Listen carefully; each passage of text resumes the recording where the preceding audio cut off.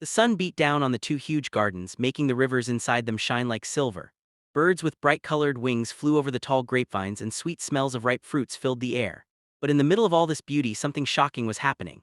The owner of these gardens, wealthy, proud, and full of himself, stood with a smirk on his face as he looked at his friend who had nothing but a simple cloak and a staff in his hand. "Look at what I have," the rich man said loudly, his voice echoing through the trees. "My gardens will never be destroyed. I even think that if I return to Allah, He will give me something even better than this." His friend's eyes widened. He felt a cold shiver run down his spine. Those words, they were dangerous, arrogant, almost unbelievable. The air grew still. Even the birds stopped singing, as if the whole world was waiting for what would happen next. But before the friend could reply, before the warning could come from his lips, the ground beneath their feet gave a strange, frightening rumble. And that is where everything began. But to understand how they reached this shocking moment, how a man standing in paradise-like gardens could be so blinded by pride, we must return to how it all started. The story began long before the gardens shook with danger. It started when the two men were still close companions, walking side by side on dusty roads, sharing meals and speaking about life and Allah. One of them was simple, humble, and grateful. The other, well, things about him changed over time and not for the better. The humble man lived with little, but his heart was full. When he prayed, he meant every word. When he woke up each morning, he thanked Allah for breath, food, and safety. Even when he had only a handful of dates, he would smile and say, "Alhamdulillah." But the other man, let's call him Malik, was different. Malik once struggled like everyone else. He worked hard, harvested small crops, and prayed sincerely. But the year everything changed was the year Allah blessed him with wealth beyond his imagination. One morning, Malik walked outside and found his fields filled with green shoots, more than he had ever planted. The rain came exactly when needed and the sun shone perfectly. His crops grew tall, strong, and plenty. Soon Malik was buying land, planting more vines, and building two massive gardens that people came from far villages to see. The rivers inside flowed constantly, refreshing the soil. Date palms stood in tall rows, grapes hung in thick clusters. Every corner looked like a piece of Jannah on earth. At first, Malik thanked Allah every day for the blessings, but slowly things began to change. He began to trust his gardens more than he trusted Allah. He began to love his wealth more than he loved humility. And the more his gardens grew, the smaller his heart became. One day, the humble friend visited Malik. The sun was soft that morning and birds hopped between branches. Children in the village ran after goats, laughing. It was a peaceful day, one of those days that makes people reflect on life. When the humble friend arrived at the gates of the gardens, he was amazed at the size and beauty. But instead of feeling grateful or saying Alhamdulillah, Malik walked proudly with his chest out. "Do you see all this?" Malik said, waving his hand across the land. "I don't think this will ever end. My gardens are too strong, too perfect. Nothing can destroy them." The humble man frowned. "My brother, everything in this world can end. Allah can take what He gives any time." Malik laughed, brushing off the warning as if it were a leaf on his shoulder. "No, no, look carefully. These rivers never stop flowing. The fruits grow faster each season. I have more wealth than most people will ever see in their lives." The humble friend stopped walking, his voice softened, but there was a firmness in it. "Remember Allah, be grateful, don't let pride steal your blessings." But Malik didn't listen. Instead, he leaned closer and whispered something that made the humble man step back in shock. "I don't even think the day of judgment will come," Malik said with a smile. "But even if it does, I am sure Allah will give me something better than this." Silence fell between them, heavy silence, the kind that makes the wind stop moving. The humble man felt his heart sink. How could someone who once prayed beside him now speak like this? How could someone surrounded by blessings forget the one who created every leaf, every river, every fruit? "Fear Allah," the friend finally said, his voice trembling. "It was Allah who created you from dust, then from a tiny drop, and shaped you into a man, and now you speak like this?" Malik shrugged. "I worked for what I have. These gardens are mine because I deserve them." A shadow passed over the sky. A strange, cold wind touched the tops of the trees, making the leaves shake. It was a warning. But Malik didn't notice.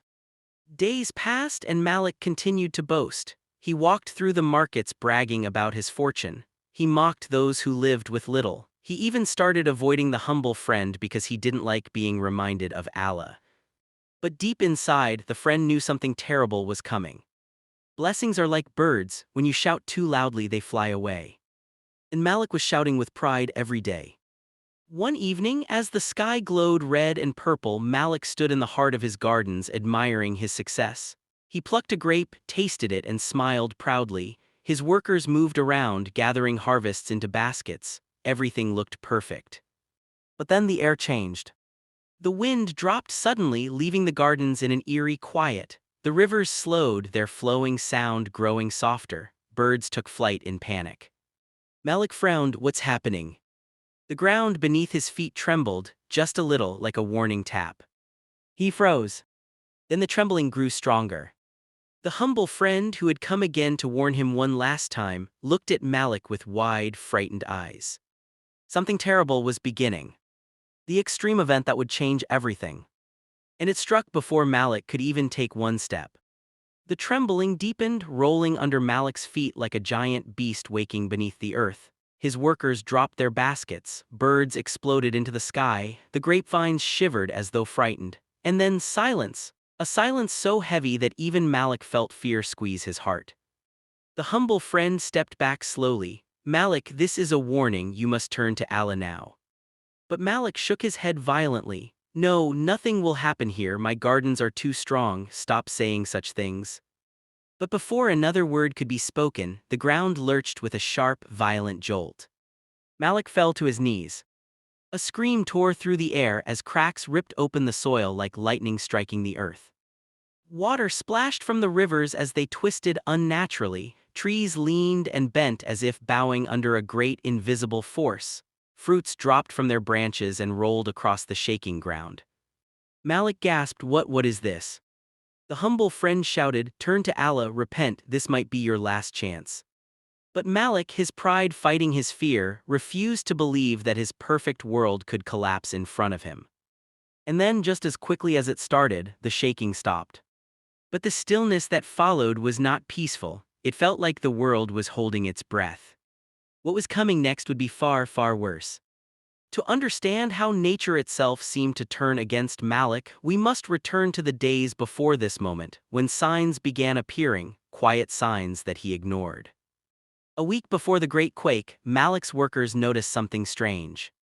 The grapes were ripening faster than usual. At first, Malik thought it was another blessing, but then the fruits began to rot rapidly, turning black and soft on the vines. Bees that normally buzzed happily around the flowers suddenly fled the garden.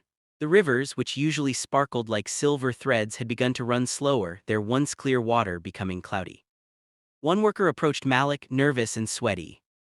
Master, something is wrong with the land, we should pray, we should ask Allah for protection.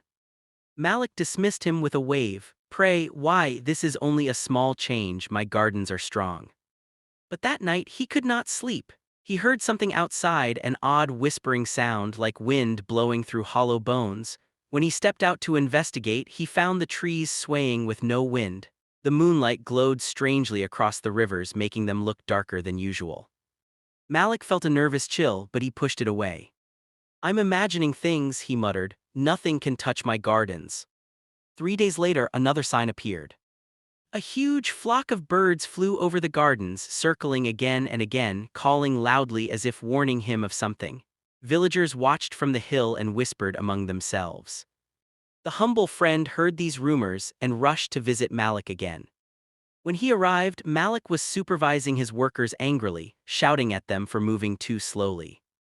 The friend called out, Malik, listen to me. Allah is showing you signs, your fruits are dying, your rivers are slowing, even the animals sense danger. Please turn to Allah before it's too late. Malik turned on him with blazing eyes. Enough, I told you, I worked hard for this, I earned this. Nothing can happen to what I have built with my own hands. But your hands did not create these fruits, the friend said softly. Your hands did not build the clouds that gave rain, your hands did not command the rivers to flow. Malik clenched his fists but said nothing. The friend continued, if you are grateful to Allah, He will increase your blessings, but if you turn away, the blessings can be taken. Malik's jaw tightened. Leave my gardens, I don't need your warnings. The friend's heart tightened painfully. He looked at the once-kind man he had known for years, now twisted by pride. He whispered, "May Allah guide your heart," and walked away. Malik watched him leave and scoffed. "I need no one," he said, "my gardens will protect me." But the signs grew worse. The day before the quake, a sudden storm arrived. Dark clouds rolled in from nowhere. Lightning flashed again and again, but there was no rain, only thunder, loud, booming, and angry. Malik ran outside, shouting, "What is happening to my gardens?" The trees swayed dangerously under the fierce wind, leaves tore off and flew everywhere. The rivers overflowed slightly but carried mud instead of clear water. The fruits fell prematurely, smashing on the ground. His workers shouted, "Master, we must pray, this is not normal weather." Malik snapped, "Stop talking about prayer, this is nothing, just a storm." But inside his heart was trembling. And that night he dreamed a terrifying dream. He saw his gardens dry, dead, destroyed. The rivers were nothing but cracked paths of dust. The trees were nothing but twisted, blackened sticks. And in the middle of it all, he saw himself standing alone with empty hands. He woke up sweating, shaking, but instead of seeking Allah's mercy, he hardened his heart once again. "It's just a dream," he whispered. "Dreams aren't real." But he was wrong. The dream was the beginning of the end. That brings us back to the moment where Chapter 1 ended. The earthquake. After the shaking stopped, Malik stood slowly, wiping dirt off his clothes. His voice trembled, "It's over, see, nothing happened." But as soon as he said those words, a loud cracking sound echoed through the garden. The friend turned sharply. "Malik, look." One of the massive supporting structures holding the grapevines suddenly snapped, collapsing in a burst of dust and leaves. The vines twisted and fell like dying snakes. Water from an upper spring burst through the broken ground and rushed downward, tearing through the soil. Malik stared, frozen, as the destruction began to spread rapidly. "No, no, mygardns." The humble friend grabbed his arm. "This is the moment, Malik. Ask Allah for forgiveness, save your soul." But Malik pulled his arm away, eyes wild with panic. "Help me fix it, do something." The friend shook his head sadly. "Only Allah can stop what is coming." Another crack boomed across the land, louder, deeper. Then the second river burst. Water erupted violently, flooding the lower field, ripping away dates and vines, pulling entire plants from the roots. Workers screamed and ran. Malik staggered backward, shouting, "Stop, please stop." But nature does not hear pride. Nature hears the command of Allah. A tree near Malik split in half, falling toward him with a deafening crash. And that is where the second extreme event begins. The giant tree groaned as it split down the middle, its trunk cracking like thunder before crashing toward Malik. Leaves, dust, and broken branches filled the air. Malik's eyes widened. He stumbled backward, tripping over a fallen vine, and hit the ground hard. The huge tree fell with terrifying speed, its shadow swallowing him. "Malik," the humble friend cried out, rushing forward. At the last possible second, the falling tree struck a cluster of thick rocks and bounced slightly to the side, landing just inches away from Malik's legs. The impact shook the ground, sending a burst of dirt into Malik's face. Malik gasped, his whole body trembling. For a moment, he could not move. He simply lay there, staring at the massive tree trunk beside him, realizing how close he had come to being crushed. The humble friend reached him and helped him sit up. "Allah saved you just now, please Malik, don't let pride blind you any longer." But Malik could barely hear him. His eyes were fixed on the destruction unfolding around them. The second river was overflowing now, flooding everything in its path. Water roared like a wild beast, thundering through rows of vines and fruit trees. Soil that had once been rich and dark was now turning into thick mud, sliding downward in waves. Workers were shouting, dropping their tools, and running for safety. Some climbed onto higher ground. Others grabbed children and sprinted toward the edge of the gardens. Malik finally found his voice. My gardens," he whispered in disbelief. The humble friend placed a hand on his shoulder. "We must leave, it's too dangerous to stay." But Malik jerked his shoulder away angrily. "No, I can fix this, we can build barriers, stop the water, rebuild the vines." A deep, heavy rumble cut off his words. The friend turned sharply. "Something else is coming." Malik's heart pounded. "No, no, please, not again." The rumbling grew louder, the ground trembled beneath them in a slow, unsettling roll. Malik scrambled to his feet, his legs shaking. The friend looked toward the upper field, and his face turned pale. A massive section of the hillside above them was beginning to move. Not rocks, not soil, but the entire slope. A landslide. It started small, just a trickle of dirt sliding downward, but within seconds the trickle became a heavy flow. Stones tumbled down, picking up speed. The hillside cracked, then collapsed entirely, sending a roaring wave of earth, rocks, broken roots, and dead branches hurtling straight toward the gardens. Workers screamed, some ran, some fell. The humble friend grabbed Malik by his arm and pulled with all his strength. "We have to go now." But Malik resisted, staring in horror at the landslide coming down like the fist of Allah. "My gardens, my wealth, I can't leave them." "This is not your wealth anymore," the friend shouted. "Allah is reclaiming what he gave you, move." The landslide struck the upper garden with a deafening roar, smashing trees, ripping vines from the ground, burying entire rows under tons of dirt. Dust shot into the air so thick it turned day into night. Malik coughed, choking on the dust, tears filled his eyes. "No, no, this can't be happening." The humble friend pulled him again. "Malik, if we don't run now, we will die." Finally, Malik stumbled forward, half running, half falling, as the humble friend dragged him toward a narrow path leading out of the gardens. Behind them, the destruction grew louder, trees snapping, stones crashing, water exploding upward as debris slammed into the rivers. The ground shook again, throwing Malik off balance. He hit the dirt hard and rolled. His clothes were smeared with mud, his hair was filled with dust. He looked nothing like the proud, wealthy man he had been just hours earlier. The friend rushed to him. Get up, the landslide is still coming." Malik groaned, struggling to rise. His legs were weak, as if all his strength had drained out of him. Behind them, the landslide struck the second river, blocking its flow and causing the water to surge upward in a violent burst. The river exploded sideways, creating a wave that washed across the lower field. The humble friend grabbed Malik under his arm, helping him stand. "Come on." Malik stumbled forward, their feet splashed through muddy water, broken branches and fruits floated past them. Malik's breath came in sharp, panicked gasps. "How did this happen?" Malik cried. "I took care of my gardens, I worked hard, I protected them." "You forgot the one who truly protects," the friend said, his voice firm despite the chaos. "You trusted the blessings more than the one who gave them." Another deep crack sounded behind them. The friend turned and saw one of the giant palm trees tilting dangerously, its roots ripped from the ground by the flood. The tall trunk leaned forward directly toward them. "Run," the friend shouted. But Malik slipped in the mud and fell again. The palm tree creaked loudly, ready to fall. The humble friend didn't hesitate. He threw himself onto Malik, pushing him down and covering him with his own body. The palm tree crashed to the ground behind them, sending mud and water flying like a wave. The impact shook the earth beneath them. Malik's heart pounded wildly. The friend helped him up again. "We need to get out of the gardens entirely. If we stay, we won't survive." The two men stumbled toward higher ground where the destruction was less severe. Malik's breath trembled with each step. He looked back again and again, hopping, wishing, begging that some part of his gardens had been spared. But it was getting worse. The rivers were bursting. The vines were drowning. The trees were falling. The land was sliding.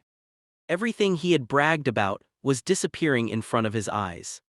Finally, they reached a rocky slope where the earth was firm. The friend let Malik collapse onto a flat rock to rest. Malik buried his face in his hands, his voice cracked. "It's all gone, everything I worked for, gone." The humble friend sat beside him quietly. For a long moment he said nothing. Then he spoke in a calm, steady voice.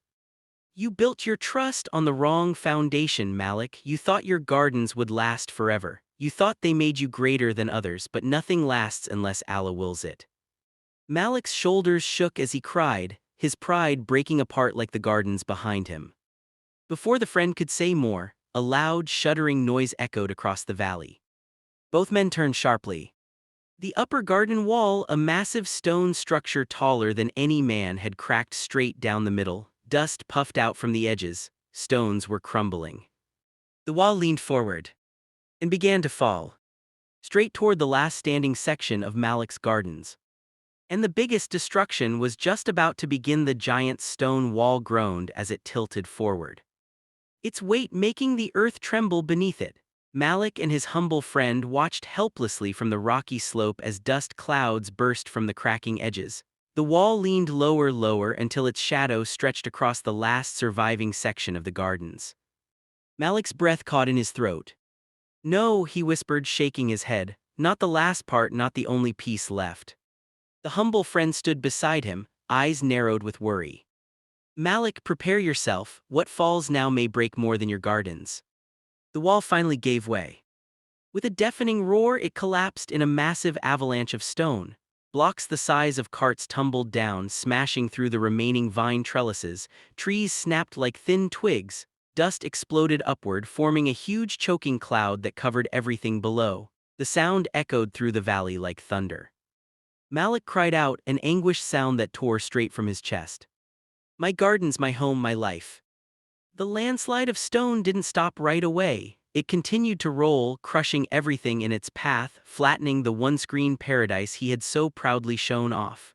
Even the workers who had escaped earlier stood far off, watching in stunned silence. The dust cloud slowly began to settle.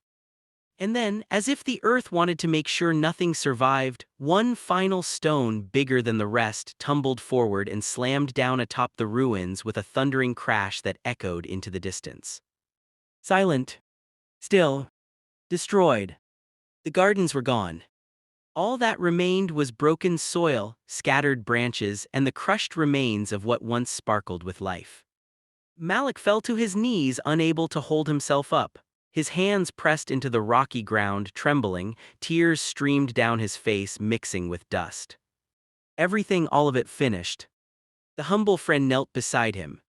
"Malik, listen to me. Allah warned you many times, through signs, through dreams, through words. This loss is not meant to break you, it is meant to wake you." But Malik shook his head violently. Wake me, my life is ruined, I'm nothing now, I have nothing." "You still have the most important thing," the friend said gently. "You have a chance to return to Allah." Malik stared at the ruins, his breath shaking. "But why did Allah take everything? I didn't harm anyone, I just enjoyed what I had." "You didn't enjoy it," the friend said quietly, "you worshipped it." Malik froze. "You began to trust your gardens more than you trusted Allah," the friend continued. "You believed the blessings made you powerful, you thought your wealth could protect you, you bragged, you mocked, you forgot the one who gives and takes." Malik looked down, guilt flooding his heart like cold water. I didn't mean to become like that." "Pride grows quietly," the friend said. "You don't notice it until it blinds you." Malik wiped his face with shaking hands. For a long moment he sat silently, trying to breathe through the whirlwind inside him. His chest felt heavy, as if stones had replaced his heart. Behind them, the last of the dust floated down, revealing what the once beautiful gardens had become, a wasteland of mud, broken trees, and shattered stone. Malik whispered, "I deserve this, don't I?" The friend placed a comforting hand on his shoulder. "No, you deserve a chance to change, and Allah is giving you that chance right now." Malik closed his eyes. For the first time in years he felt small, not because he had lost everything but because he realized how large Allah's power truly was. But before Malik could speak again, a sharp crack split the air. Both men snapped their heads toward the lower valley. A huge fissure was opening in the earth, long, jagged, and deep.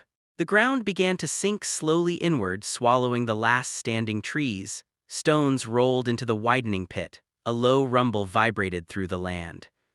The humble friend grabbed Malik's arm. "We have to move, the earth is collapsing." But Malik didn't move. He stared at the expanding crack, horror spreading through him. "What now? What more can be destroyed? Is there anything left to take?" "This is not about what is taken," the friend insisted, pulling at him. "This is about saving your life." The ground shook again, the fissure spreading like lightning across the soil. Birds took flight in panicked flocks. Even the distant hills seemed to tremble. The humble friend tugged Malik harder. "Malik, stand up, we must go." But Malik suddenly pushed him away. No. The friend looked shocked. What are you doing? Malik's voice cracked as he shouted, I'm not leaving until I understand. Why did Allah destroy everything in such a terrible way? Why did he warn me more clearly? The humble friend stepped closer, lowering his voice. He did warn you through the spoiling fruits, the dying soil, the storm, the dream, my words, your own heart, but you wouldn't listen. Malik fell silent, his chest heaved, his fingers dug into the dirt. He whispered, I was blind. The friend nodded. But now your eyes are open, don't let them close again. The fissure widened with a roar, dry soil crumbled, falling into the pit.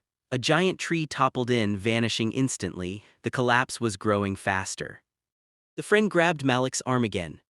This is not the time to sit, we must get far from here. Malik finally rose to his feet, though his legs shook like sticks. The friend helped him up the rocky slope, each step slow and heavy. The sky darkened as dust rose from the collapsing land.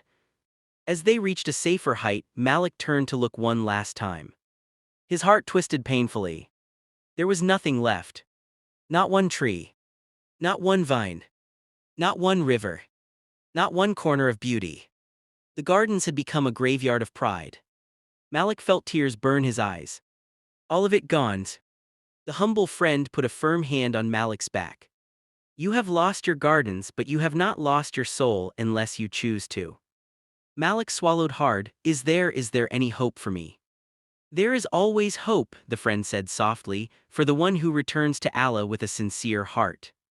Malik took a deep breath, wiping his muddy face. Then I want to return, I want to change, I want to be different. The humble friend smiled, a warm, relieved smile. Then your heart is awakening, Malik. The moment felt peaceful. But peace lasted only a heartbeat. Because suddenly a loud cracking sound erupted behind them, louder than all the previous ones. Both men turned sharply. A huge rock, massive, sharp and heavy, had broken loose from the peak above them. It bounced once, twice, gaining speed, tumbling straight toward the slope where they stood. Malik froze. The humble friend's eyes widened. The enormous boulder hurled toward them with deadly force. And the next extreme event was seconds away.